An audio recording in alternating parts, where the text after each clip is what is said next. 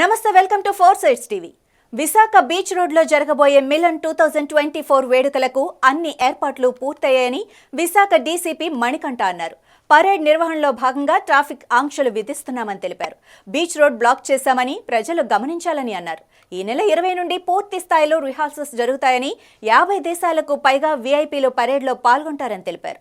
మన విశాఖ నగరంలో రామకృష్ణ బీచ్ రోడ్లో కొన్ని రకాల ట్రాఫిక్ ఆంక్షలు విధించడం జరుగుతుంది.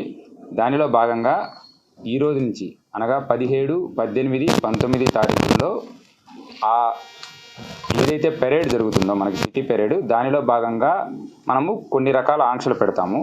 దాంతో ఫుల్ డ్రెస్ రిహార్సల్స్ 20వ తారీఖు జరుగుతుంది అండ్ ఎంటైర్ సిటీ పెరేడ్ అది 22వ తారీఖు జరుగుతుంది.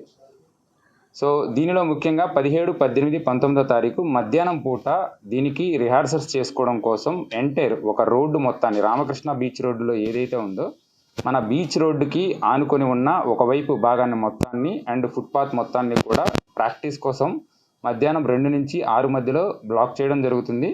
సో ఓన్లీ ఒక రోడ్డు మాత్రమే ప్రజల రాకపోకలకు అనుమతించడం జరుగుతుంది.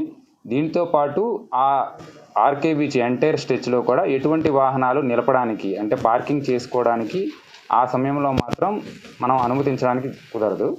అండ్ దీనికి సంబంధించి మేము డీటెయిల్డ్గా వర్కౌట్ చేయడం జరిగింది. దానికి ఒక బందోబస్తు plan and traffic diversion plan కూడా వేసుకోవడం జరుగుతుంది.